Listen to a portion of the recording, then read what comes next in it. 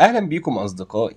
فيلم النهاردة بيبدأ في الغابة الجميلة دي واللي مليانة حيوانات كتير جدا، من أول مجموعات النمل العاملة لحد قطيع الأفيال الضخم. وكل الحيوانات دي كانت حكم الملك الأسد مفاسا. مرات الملك كارا كانت لسه والدة، وبيجي مرشد الملك رفيقي وبيعرض وريث العرش سيمبا على بقية حيوانات المملكة علشان تبتدي أحداث واحد من أشهر أفلام الطفولة، ذا لايون كينج. ده يا سيدي سكار اخو الملك مفاسا والشرير بتاع القصة. بيجيلي الطائر زازو الدراع اليمين للملك مفاسا وعيونه اللي بيراقب بيها المملكة بتاعته.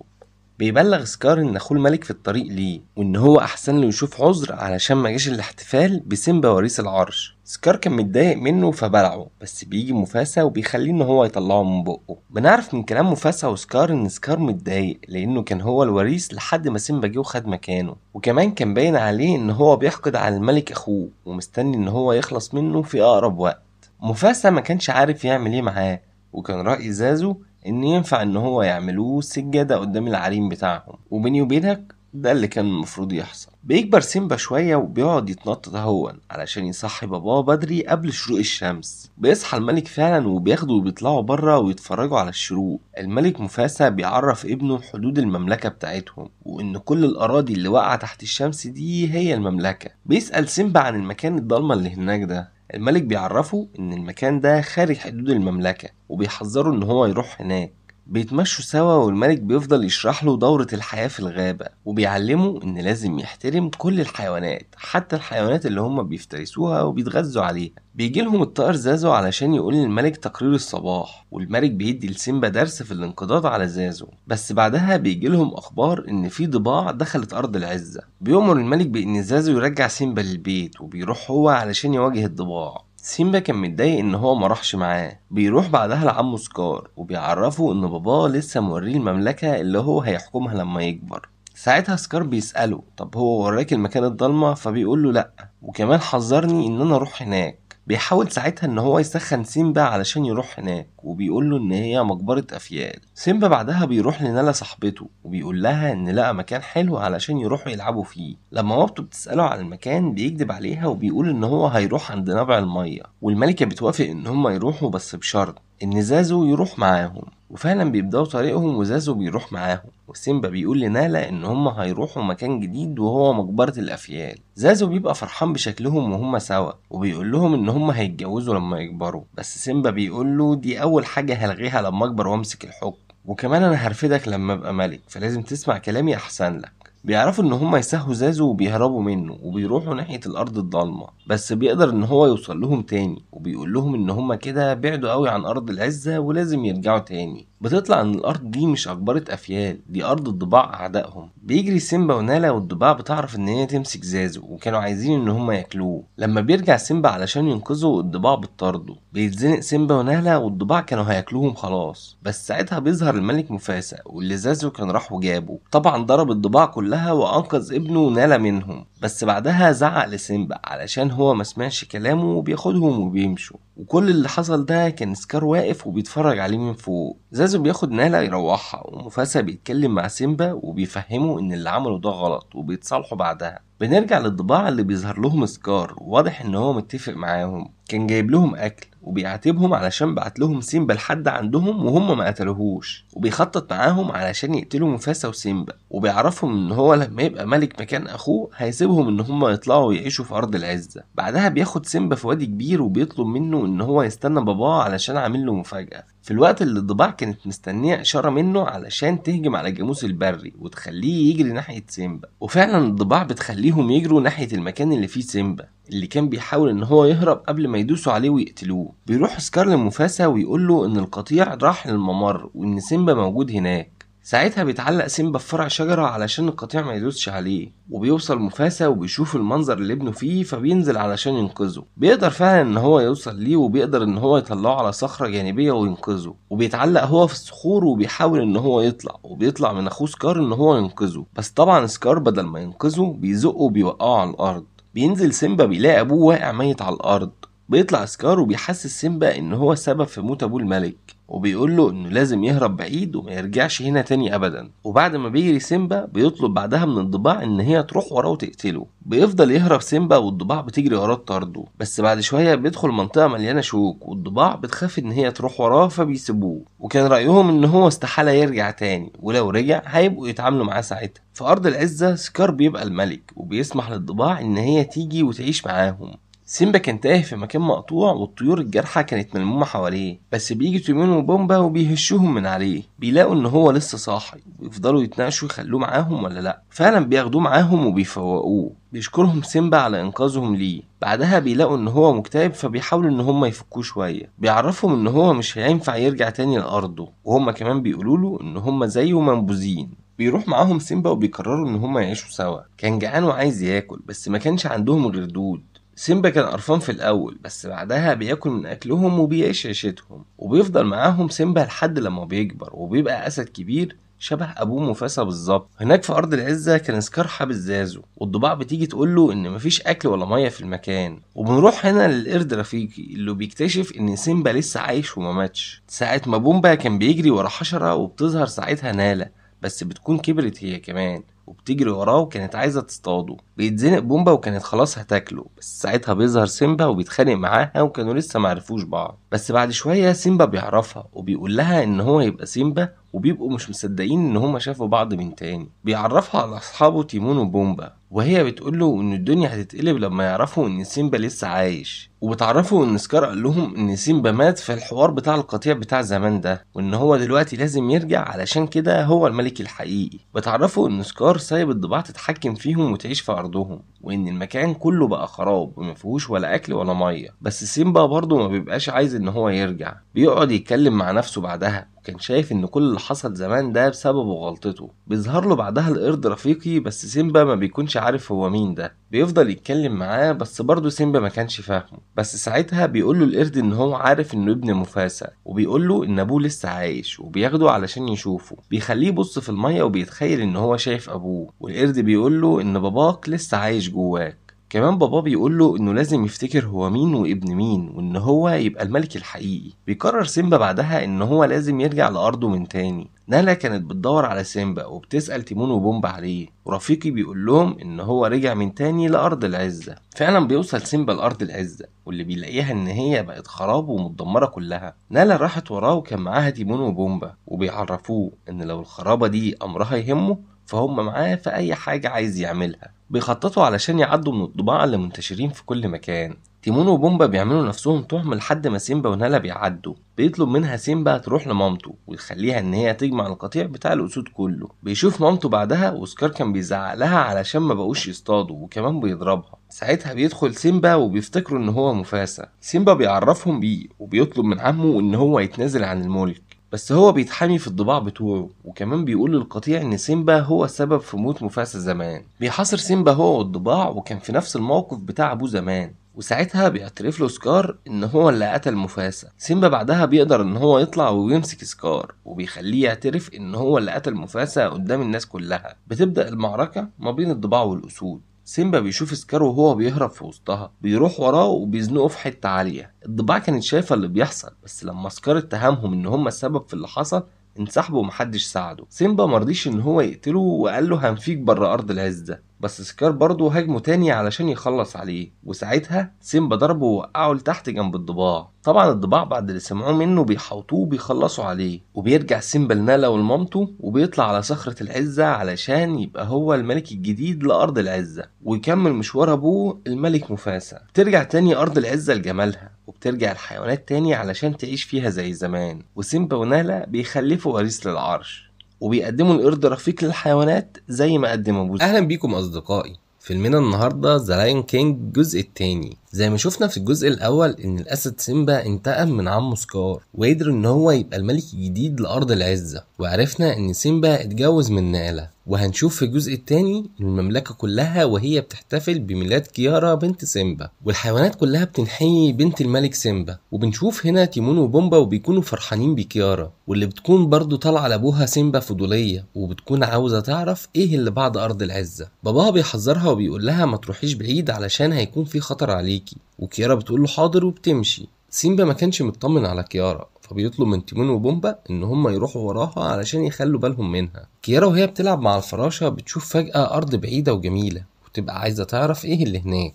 فجأة بتحس بحد وراها، بتبص وبتشوف ان هما تيمون وبومبا، وبتتخض ساعتها وبتقع في المية. بينط ساعتها بومبا وراها علشان ينقذها، بس الواضح كده ان هو هيفطسها. بتخرج كيارا من المية، وكويس ان هي خرجت سليمة. تيمون كان عايز يأكلها فبيجيب لها مجموعة من الحشرات وبيقول لها كلي، دي كلها بروتينات ولذيذة. ولما بومبا بياكلها بيقول له دي مقرفة قوي وطعمها وحش، وبيفضلوا يتخانقوا. بتستغل كيارا انشغالهم مع بعض وهما بيتخانقوا وبتمشي. بتعدي على جسر شجرة، بس وهي بتعدي بتتخبط وبتقع على أسد صغير. بيفضلوا يتكلموا مع بعض، وفجأة بيلاقوا نفسهم في مجموعة كبيرة من التماسيح. وطبعا التماسيح ما صدقت ان هي لقت العشاء بتاعهم. التماسيح هجموهم، بس هم قدروا ان هم يهربوا منهم. وبنعرف ان الأسد الصغير ده اسمه كوفو، ومامته بتبقى قاعدة تراقبهم وسط الزرع. فجأة بيظهر الملك سيمبا باباها، وبنظهر مامة كوفو اللي بنعرف ان اسمها زييرا، وبنعرف ان هي هتبقى مرات سكار الشرير اللي سيمبا قتله وخد منه الحكم، وان كوفو ده يبقى ابن عمه سكار، وانهم ممنوعين من دخول ارض العزة هي واولادها بعد اللي جوزها عمله. سيمبا بيحذرها تاني ان هم ممنوعين من دخول ارض العزة، بس زييرا كده شكلها مش ناوية على خير. الخناقة بتنفض وكله بيمشوا على مكانه من تاني. بيقعد سيمبا يلوم كيارا على اللي هي عملته، وبيقول لها ان هي ما تكررهاش تاني لان في خطر عليها لو طلعت بره ارض العزة. بتوعده كيارا ان هي مش هتعمل كده تاني وانها هتسمع الكلام بعد كده. وبنشوف بعدها اخوات كوفو، واحدة اسمها فيتاني واخوها اسمه نيوكو. زييرا خدت كوفو وقالت له ان هو لازم ياخد حق سكار وان هو يرجعهم تاني لارض العزة. وبتعدي الايام بعدها وبتمر السنين، وبيكبر كوفو وبيبقى الخالق الناطق سكار ابوه. وبتكون كيارا هي كمان كبرت، وبيكون جه اليوم اللي لازم تخرج وتصطاد فيه لوحدها. كل الاسود كانوا بيشجعوها، وبتطلب بعدها من باباها ان هي تخرج لوحدها وهو بيوافق. بس طبعا بقلب الاب بيخاف عليها، وبيبعت وراها تيمون وبومبا علشان يخلوا بالهم منها ويحموها. بتخرج كيارا وبتحاول ان هي تجري ورا الغزلان وتصطادهم، بس ما قدرتش. وبنشوف هنا اخوات كوفو هم بيراقبوها، وساعتها بيولعوا النار في كل حته. وكيارا بتحاول ان هي تجري وتهرب منها، وبتقدر ان هي تطلع على صخره وتهرب من النار، بس بتكون تعبت وبيغمى عليها. بيظهر كوفو وبيشيل كيارا على ظهره وبيجري بيها بعيد. بيشوف سيمبا النار من بعيد وبيجري عليها بسرعة. بيكون متضايق جدا وفاكر ان كوفو هو اللي عمل في بنته كده، بس بعدها بيعرف ان كوفو هو اللي انقذ بنته من النار قبل ما تموت. بيطلب كوفو من سيمبا ان هو يرجع لارض العزة، بس سيمبا بيرفض وبيقول له خلاص انتوا اتنفيتوا من زمان. كوفو ساعتها بيسأله هو ليه بيحاسبه على حاجة هو ملوش ذنب فيها. وساعتها نالا مرات سيمبا كان ليها رأي تاني، وبتقول لسيمبا ان هو يسمح له يرجع لارض العزة، وخصوصا بعد ما انقذ بنتهم كيارا من النار، وان هما كده مدينين ليه بحياتها. اخيرا بيوافق سيمبا ان كوفو يرجع تاني لارض العزة، بس كان ساعتها باين عليه قوي ان هو مش مرتاح لرجوعه. وفعلا بيرجعوا لارض العزة، وهناك كيارا بتشكر كوفو ان هو انقذها. اخوات كوفو كانوا واقفين بعيد بيراقبوهم. وتاني يوم بتطلب كيارا من كوفو ان هو يعلمها ازاي تصطاد. بيقضوا يوم جميل مع بعض وهم بيلعبوا مع الطيور، وكوفو بيبقى مبسوط وبينسى كلام امه وان هو لازم ينتقم لموت سكار ابوه ويموت سيمبا. كوفو كان شكله كده بيحب كيارا، وبيقربوا من بعض هما الاتنين اكتر واكتر. وكمان كان واضح عليه ان هو مش حابب فكرة الانتقام دي، وان امه هي اللي مأثرة عليه ومربياه وعايزة كده. بيشوفهم سيمبا من بعيد وبيبقى مش عارف يعمل ايه مع كوفو. وبتيجي نالا مراته تقعد جنبه وتقول له انه يدي لكوفو فرصة. بيروحوا وسيمبا بيقول لكوفو ان هو يدخل ينام معاهم جوه علشان الدنيا برد عليه بره. وفعلا بيدخل كوفو، واخته فيتاني اللي كانت بتراقبهم بتروح تقول لمامتها على اللي حصل. مامتها بتستغرب وبتقول لها بس مستحيل ان كوفو يخوننا، وان اكيد في حاجة تانية في دماغه. تاني يوم بيخرج سيمبا ومعاه كوفو علشان يتكلموا. فجأة بتهجم عليهم زييرا مرات كوفو والعصابة بتاعتها. بيحاول كوفو ان هو يهديهم بس ما بيقدرش. بيهجموا على سيمبا وبيضربوه في كل حتة في جسمه. وبيحاول اخو كوفو ان هو يطلع ورا سيمبا ويمسكه علشان يثبت لمامته ان هو مش فاشل، بس بيثبت لها فعلا ان هو فاشل لما بيقع من فوق شوية خشب وبيموت. ده بيخلي زييرا طبعا تتعصب اكتر وبتصمم ان هي تقتل سيمبا. بيحاول كوفو ان هو يخلي مامته تطلع بره المشاكل دي، بس زييرا بتقول له لا، وبتقول له ان احنا لازم نهجم على ارض العزة دلوقتي لان ده انسب وقت وسيمبا ضعيف. بنشوف سيمبا وهو ماشي بيعرج ووصل لارض العزة، وكان باين عليه انه تعبان جدا. بيجري عليه تيمون وبومبا وبياخدوه وبيعالجوه. وبيرجع كوفو لارض العزة، بيبصوا الحيوانات كلها وبيستغربوا ان هو راجع تاني لارض العزة. بيسالوا سيمبا ايه اللي رجعك تاني، كوفو كان لسه هيرد عليه بس سيمبا بيرفض ان هو يتكلم معاه. بيمشي كوفو وهو زعلان، وكيارا كانت بتترجى ابوها ان هو يسمع كوفو ويديله فرصة تانية. سيمبا بيزعق لها وبيرفض، وبتجري ساعتها كيارا على جوه وهي زعلانة وبتفكر ان هي تهرب. بتهرب بعدها فعلا علشان تدور على كوفو، وبتدور عليه كتير لحد ما بتلاقيه. بتبقى فرحانة جدا ان هي لقاته، وبيفضلوا يلعبوا في التلج سوا. بتقول له كيارا ان هما لازم يرجعوا لارض العزة ويصفوا الخلافات والمشاكل اللي بينهم. وساعتها الطائر زازو بيبلغ سيمبا ان زيرا وعصابتها جايين يهجموا على ارض العزة، وواضح كده ان العركة شكلها قربت. وفعلا بيستعدوا كلهم وبيتقابلوا في ارض المعركة، وابتدت العركة. بتجري كيارا وكوفو لأرض العزة، وبيوصلوا وبيشوفوا من بعيد المعركة وهي شغالة. وجات اللحظة الحاسمة ما بين سيمبا وزيرا، واللي لسه هيبتدوا ان هم يضربوا في بعض. كيارا وكوفو وصلوا ولحقوهم قبل ما يقتلوا بعض. زيرا بتزعق لكوفو وبتقول له ان هو يمشي من قدامها. كوفو بيقول لها ان هو مش هيسمح لها ان هي تأذي سيمبا ولا كيارا. في نفس الوقت كيارا بتقول لباباها ان هم كلهم واحد، وان هم لازم يرجعوا تاني المية لمجاريها. بيوافق سيمبا على كلام كيارا، بس زيرا الشريرة بترفض. بتأمر بنتها في تاني ان هي تهجم عليهم، بس بتتفاجئ ان بنتها بتقول لها ان كيارا عندها حق، وبينضم كل الاسود اللي تبعها للملك سيمبا. زيارة ساعتها بتلاقي نفسها لوحدها، وبتحب تنتقم من سيمبا وتموته، بس كيارا بتنط عليها وبتوقعها من فوق الجبل، وبتمسك هي في الصخور وما بتقعش معاها. وزيارة الشريرة بتقع في النهر وبتموت، وبيرجع كل الأسود تاني لأرض العزة. بيفضلوا عايشين في سلام وأمان تحت حكم الملك سيمبا. وبس كده يا أصدقائي، خلصت حكايتنا النهاردة. أشوفكم في حكاية جديدة بإذن الله. شكرا ليكم. أهلا بيكم أصدقائي. بيبدأ فيلمنا بتيمون وبومبا، وهما كانوا بيتفرجوا على فيلم الأسد الملك اللي هما طبعا كانوا فيه. تيمون كان عاوز يجري الفيلم علشان يشوف نفسه في الحتة اللي كانوا فيها، وباين عليه كده ان هو بيحب نفسه زيادة عن اللزوم. بومبا بيقوله ان هما لازم يبدأوا الحكاية من الأول، وتيمون بيقوله ان مش دي أول الحكاية، وان هما كانوا فيها بس الناس ما شافتهمش. ومن هنا بيبدأ الجزء الثالث من ذا لايون كينج. بيبدأ فيلمنا من عند صخرة العزة، وبعيد عن الصخرة بنروح نشوف المجتمع اللي كان عايش فيه الحيوانات اللي منهم تيمون. كانوا بيقضوا حياتهم في عمل حفر وأنفاق تحت الأرض علشان يحموا نفسهم من الحيوانات الشريرة اللي زي الضباع. بنشوفهم وهما بينظموا البيوت بتاعتهم تحت الأرض، وبنشوف هناك أم تيمون وكمان عمه ماكس، وده يعتبر العمدة بتاع القبيلة بتاعتهم. وفجأة بحركة غبية من تيمون بتهد كل الأنفاق اللي عملوها القبيلة. كان كل غرض تيمون ان هو ساعتها كان عايز يشوف الشمس، وبنعرف ساعتها ان تيمون كان كل ما يحط في ايده في حاجه يبوظها، وما كانوش عارفين يشغلوه في ايه في القبيله. طبعا مامة تيمون ما كانتش عايزه تشوف ابنها فاشل، وعلشان كده قالت له ايه رايك في انك تحرسنا من الضباع الشريره، وكل اللي عليك ان انت هتقف حارس، ولو شفت الضباع تنادي علينا علشان نلحق ان احنا نهرب ونختفي منهم. وفعلا عمو ماكس بيوافق على انه تيمون يحرسهم، وبياخده علشان يعلمه ازاي يعمل الشغلانه دي، وبيعرفه ان الموضوع سهل وبسيط، وضع الاستعداد ينادي ضباع يهرب. بس تيمون بيبان عليه ان هو كان ملان من عمه، بس كان لازم يتعلم الشغلانه، وفعلا بيتعلمها وبدا يرددها على انها اغنيه. بس تقريبا اتلهى في الغنى شويه لحد ما اتفاجئ ان الضباع بقت وراه، والضباع ما صدقت وبداوا يجروا ورا القبيله علشان ياكلوها. فضلوا يجروا ورا بعض شويه، بس الحمد لله جت سليمه ومحدش فيهم اتاذى. بس طبعا القبيله كلها كانت زعلانه من اللي تيمون عمله، وتيمون بكل استهتار قعد يضحك قدامهم. القبيله كانوا شايفين ان تيمون ما ينفعش ان هو يحرسهم بعد كده، وتيمون بعدها بيقعد لوحده وكان باين عليه الاكتئاب، وامه بتروح له علشان تواسيه. بتنصحه ان هو يروح يدور على حلمه علشان هي عاوزاه تشوفه ناجح دايما. تيمون فعلا بيمشي علشان يدور على حلمه، ويا رب يلاقيه. وبيفضل ساعتها ماشي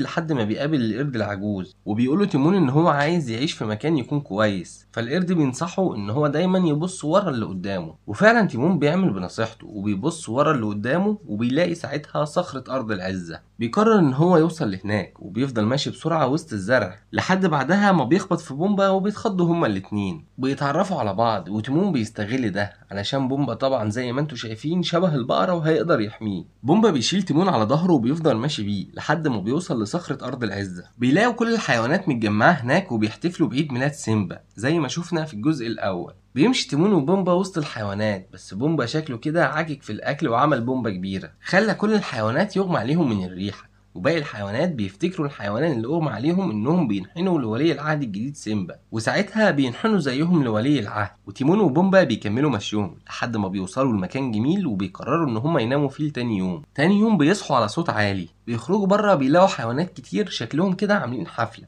وعمالين يرقصوا واخر دلع. تيمون ما بيعجبوش الكلام ده وبيقول لبومبا ان هما لازم يدوروا على مكان تاني. بيمشوا وبيوصلوا لمكان غريب، وهناك بيشوفوا مفاسا لما كان بيتخانق مع الضباع علشان يحمي ابنه سيمبا، وده برضه في الجزء الاول. بعدها بيكملوا مشي لحد لما بيوصلوا لمكان كده فيه حمم بركانيه، وتيمون بيتلسع من الحمم اللي هناك، بس بيقول لبومبا مش مهم، المهم ان المكان هادي. بس فجأة بعدها بيكتشفوا ان هما في بيت الذئاب. بعدها بيقرروا ان هما يسيبوا المكان ويمشوا لحد ما بيلاقوا نفسهم هاجم عليهم التيران، والقطيع ده كان سبب الحادثة اللي مات فيها مفاسا ابو سيمبا، واللي كان دبرها عمه سكار. بيجروا هما كمان لحد ما بيقعوا من فوق جبل صغير وبينزلوا في النهر، واللي ساعتها بياخدهم لمكان جميل جدا وسط الخضرة والمية. بيكونوا فرحانين جدا علشان اخيرا لقوا مكان هادي واللي كانوا بيحلموا بيه، وبيلاقوا هناك اكل كتير، خنافس هم 44، يعني مفيش احسن من كده. بيقعدوا يلعبوا بالحبل ويرقصوا ويغنوا هاكونا ماتاتا، وبنشوف مامة تيمون وهي بتدور عليه وبتقابل القرد وبتسأله على ابنها. بيقول لها ان هو نصحه وقال له ان هو يبص ورا اللي قدامه. مامة تيمون بتقول له يخرب بيتك، انت فاكر ان الواد ذكي وبيفهم؟ ده غبي وهتلاقيه نفذ اللي انت قلت له عليه بالحرف. وبنشوف تيمون وبومبا وهم شايفين مجموعة من الطيور اللي ملمومين على حاجة، فبيقرروا يروحوا يشوفوا هي ايه الحاجة دي، وبيلاقوا ساعتها سيمبا فبياخدوه يعيش معاهم. بيلعبوا وبيهزروا مع بعض، بس سيمبا كان لسه صغير ومزهقهم في عيشتهم، بس هم كانوا بيحبوه. في يوم سيمبا كان بيحلم بكابوس وكان خايف قوي، فبيروح علشان ينام معاهم، وبيفضلوا كده على طول كل يوم. وبعد سنين مش كتير بيكبر سيمبا وبيبقى اسد كبير، وبيكونوا هما كل عيلته وبيعيشوا مع بعض في سعادة، لحد ما في يوم بيشوف سيمبا حبيبته نالا وبيعرفها، وبيبقى تيمون وبومبا واقفين بيتفرجوا عليهم وهم مفروسين. وطبعا كانوا غيرانين ان نالا خدت سيمبا منهم، وان سيمبا ما عادش بيلعب ولا بيقعد معاهم زي الاول. بيقرروا ان هم يفرقوهم عن بعض، وبيرمي عليهم سهم اللي بيجي في نالا حبيبة سيمبا، ولما سيمبا بيشيله نالا بتحبه اكتر. فبيقرروا ان هم يشوفوا طريقة تانية وبينزلوا عليهم عنكبوت.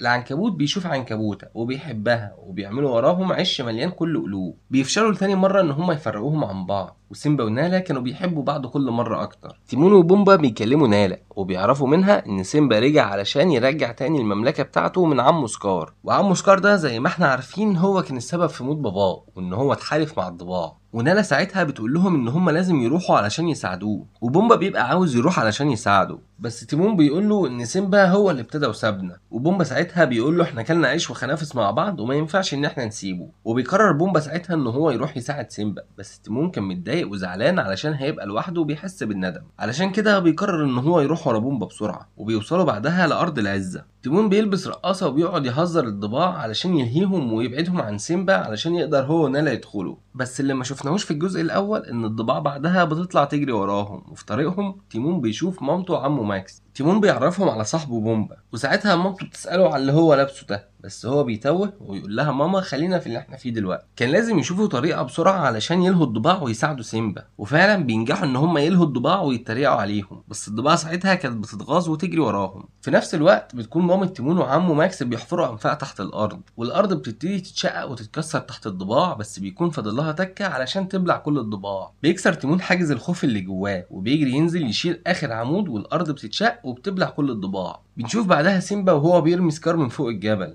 وبيشكر سيمبا تيمون وبومبا، وبيقول لهم ان هو من غيرهم ما كانش يعرف يرجع ارض العزة وينتقم من سكار. وبيطلع سيمبا فوق صخرة ارض العزة وبيحتفل بالانتصار. اما تيمون بياخد كل قبيلته علشان يعيشوا معاه في المكان الجميل اللي هو لقاه هو وبومبا، وبيعيشوا فعلا كلهم فيه. وكمان كان بيجي لهم سيمبا علشان يقضي معاهم اسعد اللحظات. وبس كده يا صاحبي، فيلمنا خلص النهارده. اشوفك مرة جاية في فيلم جديد. شكرا. وصلت لنهاية فيلمنا، يبقى حبيتنا ولازم تشترك عندنا، وعيلة في كلمة ونص هتزيد بيك واحد. وما تنساش تفعل الجرس علشان يظهر لك الفيديوهات بتاعتنا أول بأول.